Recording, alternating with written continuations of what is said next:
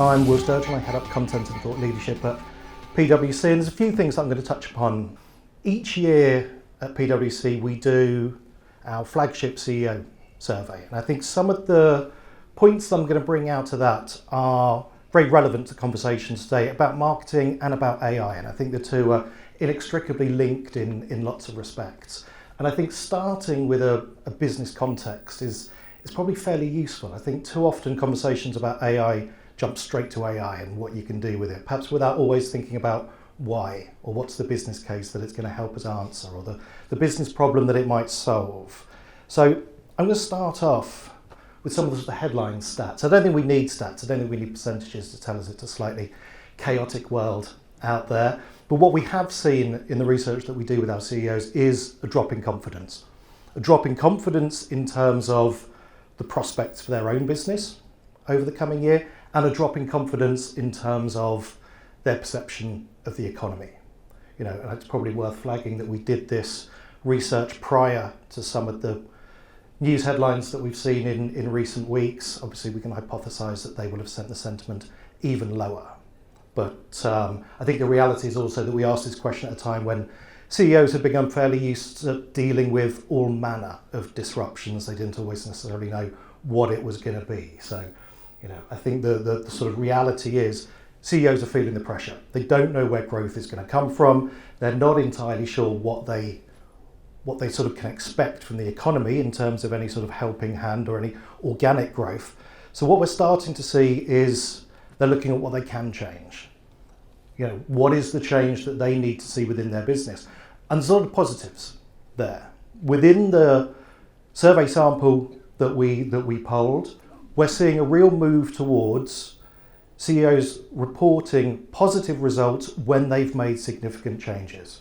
Where they've launched new products and services, those new products and services are contributing a disproportionate amount of new revenue.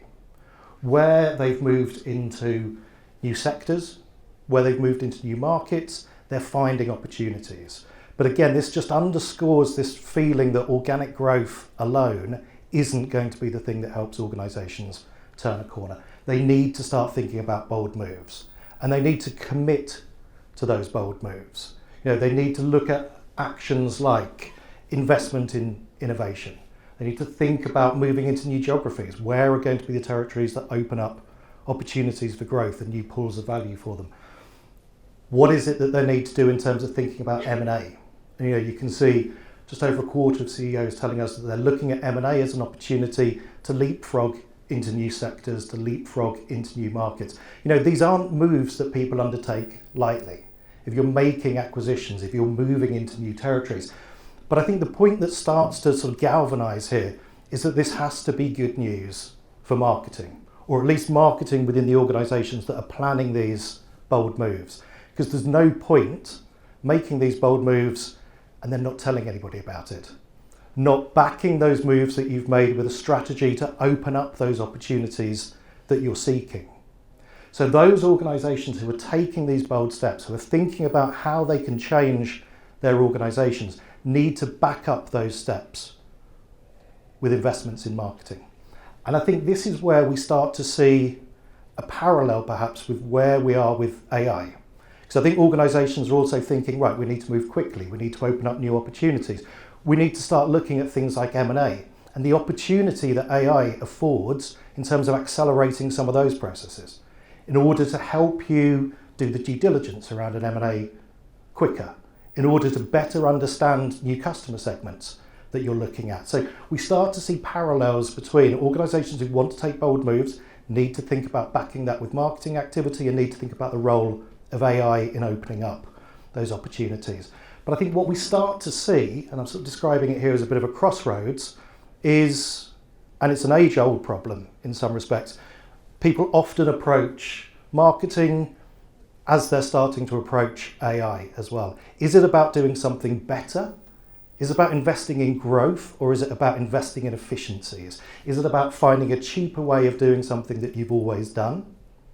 Or is it about thinking about how you open up new opportunities? So I think this idea that, should marketing matter more or should it cost less, starts to become very analogous to the crossroads we see ourselves at with AI at the moment, which is it about opening up growth opportunities, or is it about doing the status quo more efficiently? And I think it's worth looking at some additional research that we did within the survey, because perhaps unsurprisingly, we see a lot of interest in investing in technology, but when you start to get into the sort of motivations as to why, we start to see that crossroads playing out. We start to see, let's say for argument's sake, roughly half of people saying that they're seeing those investments in technology primarily as driving growth and competitive advantage. And we see, slightly less than half, saying that they see those investments primarily aimed at delivering efficiency and cost savings. Now, of course, these things aren't mutually exclusive. You can save money and reinvest it within your business, but we're asking people about the primary motivations for doing those things. Is it ultimately a growth play or is it an efficiency play? And we can see that people are largely split. And I think that probably hints at not just people's attitudes towards technology, but I think their appetite for risk, their ambition, the pace at which they want to grow, their willingness to invest in those things they need to do to drive growth. And again, I think we can probably see that mindset, that culture, shaping attitudes towards marketing as much as it shapes attitudes to AI. And what we have to start thinking about is how do we address some of those cultural considerations? Where are organisations now on their road to AI success? We're seeing over half saying they're still very much at the early stages. They're at the starting line, or they're in the very early stage of thinking about how they implement the governance, the skills, the infrastructure, all those things that they're going to need to have in place if they want to have a successful future using AI. We're seeing just over 10% of people saying that they are rolling out AI-powered products and services to customers. So you can see that the ambition exists, but they're really not delivering on it yet. And less than 10%, fewer than 10%, saying that they've scaled AI solutions across their organisation. So whatever the ambition is, I think we conclude lots of organisations are still reasonably early stages. And again, I think this comes back to a cultural point which is relevant to so much that organisations are looking at. Just over 60% of people telling us their company culture supports AI adoption, but we can see therefore there's a big chunk who don't think it does. CEOs telling us that they've got a clear AI roadmap, but it's fewer than half of them who are telling us that. Similarly, if we look at the sort of two numbers, it's not a copy and pasting error, it was 33% for both of them, saying the AI investment is sufficient to meet their business goals. And again, a third saying that their organisation is hampered by unnecessary bureaucracy. Now, far be it from me to sort of question the validity of our survey, but this is obviously CEOs who are seeing that unnecessary bureaucracy. There's probably some people working quite hard to ensure that they don't see it. So perhaps the real number may be higher, but that's the third of CEOs who have seen that unnecessary bureaucracy slowing down their organisations getting in their own way. And I suspect, speaking to a room of people in marketing, that's perhaps a behaviour that we would all recognise. And I think it's as true to attitudes towards marketing as it is to AI. So how do we start to bring these things together? We did a piece of research last year looking at marketing in the AI era, and part of that, and this is my colleagues in the US leading on this work, they interviewed decision makers across multiple sectors, and you can see this sense that people kind of do know the right answer. If you like, CMOs, senior executives at large companies saying it shouldn't be an efficiency play. Of course, it should be to a degree if you can find those efficiencies and reinvest, but think about the longer term strategy. Think about where you can open up opportunities for growth. The person on the right from the energy sector talking about, the efficiency is almost the easy part. Can you do things quicker? Can you use these tools to prove a use case that you can create content quicker or you can analyse data quicker? Of course you can. But once you start to join up those benefits to really think about how you deliver growth, how you compete, how you start to outcompete your competitors, that's where it starts to get slightly more exciting.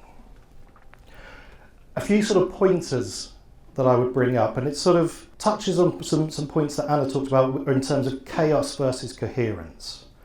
I think understand what it is that you're looking to achieve and beware some of the false economies and short-term thinking which can exist out there. I've mentioned that I head up our content and thought leadership team, and I think me and my colleagues watch the sort of rise of Gen AI very interestedly, because we were often the first use case that people sort of said, well, AI is coming for your jobs. It's really easy to create content. Well, it is really easy to create content, but there has to be a sort of distinction between quick and good. And I think that's one of these false economies that people start to think, fall into. And this isn't just sort of, me arguing for the preservation of my job. There's probably an element of that, of course. But the reality is, if you look at some of those use cases, and Anna flagged that sort of sea of sameness, we probably all have a pretty good radar now for when we can see content that has been perhaps rather crudely produced using Gen AI. We start to see those sort of repeat cliches. It all starts to look and feel very similarly. Now, if we're talking about marketing as a tool to really differentiate in the marketplace, and that's really counterintuitive to start thinking about those ways. But I also think taking such a sort of tactical approach, it represents one of these false economies that I reference, and it sort of lacks a certain strategy. If I look at all the parts of the process that go into content and thought leadership at PwC and across lots of organisations that I talk to, the content creation is a relatively small part of it. If you think about the analysis of the insights, the research, the data that goes into that engine, there's a lot of that can be accelerated to far more significant benefit than taking a bit of a chunk out of the writing component. Similarly, if we think about some of the points that Anna touched upon, the need to reach a more complex buyer group.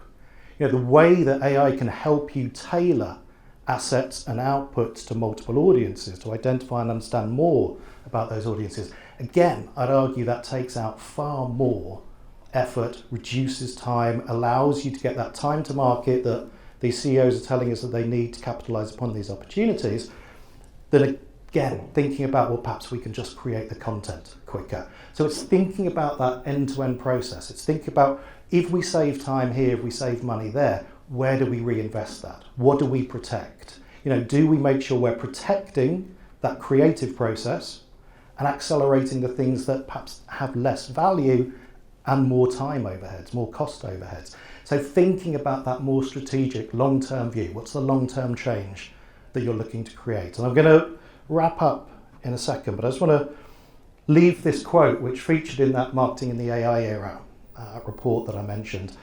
CMOs in collaboration with CFOs and CEOs must decide whether AI is a lever for this quarter's margin or a catalyst for the next decade's growth. And I think that's perhaps the key crux at this point.